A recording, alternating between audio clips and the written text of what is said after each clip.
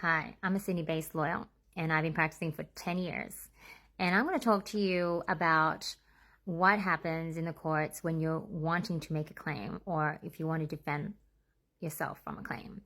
And I did a post about a year ago about cause of action. And I'm going to do it again because that was too long ago. So when you go to court, the first thing that any lawyer should do is to be aware of the legal rights to pursue a claim. I'm talking about the civil courts, and I'll be talking about contracts because contracts is the most common type of litigation. Contract law have been around, one of the oldest laws. It's enabled our economy to be what it is today. Without contract law, we wouldn't be able to trade the way we are. There is the fundamental contract law of that there needs to be legal intentions, acceptance, offer, and so forth. Now, there is also such thing as credit contracts, of which I would like to discuss. And the reason why is because I'm fully aware that majority of people don't know that credit cards fall under a credit contract. And I'm telling you, lawyers don't know that either, which is pretty a shame, actually. And I will admit that before I had dealt with certain cases, that I myself wasn't fully aware of that either. I can talk now because I have experience. What is a cause of action?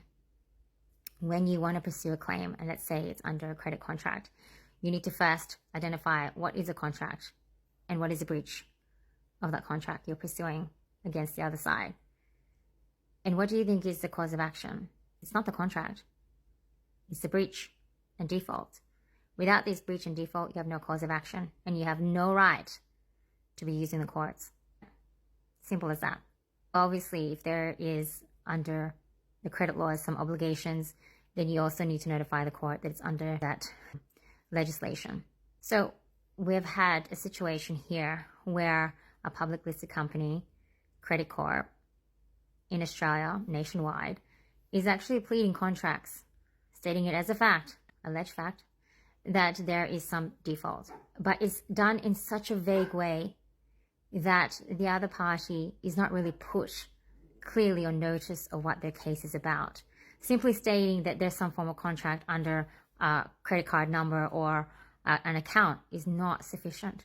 And then simply stating it as an alleged fact, just stating it, that there's some form of default without putting particulars, what terms, what provision, how it's been defaulted, but specifically the terms of that contract, identifying the terms that is alleged to be defaulted. If that is not even pleaded, this is a massive F failure, even in law school. And such claim should be thrown out. It has no legal standing, has no legal basis. Okay, so what happens here is any prudent person or reasonable person, doesn't have to be a lawyer. Well, then obviously if it's not put to you clearly and then you've never seen or know about any contract, you go to the other side and ask them, what contract you're referring to? And this is where most people stop. They think it's just the contract. Give me that contract. It's not just the contract. Show me the particulars of that breach. Even if you have a contract and you can't show me that I breached anything of the terms, you have no case.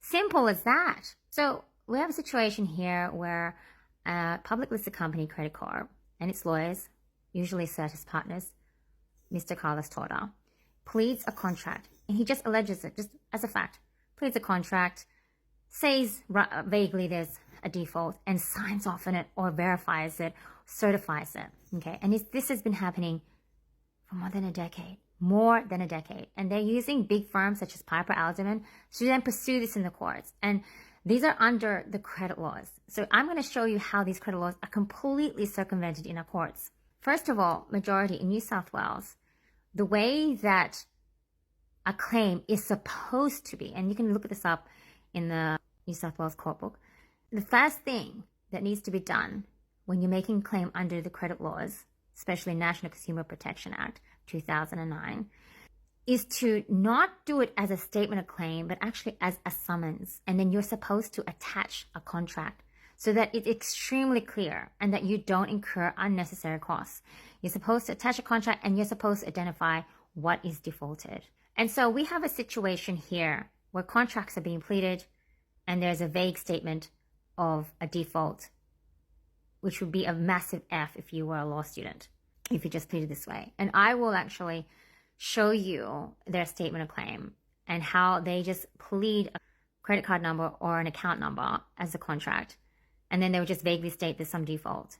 One of the most imperative thing for the administration of justice is that all parties are aware of what case is made against them.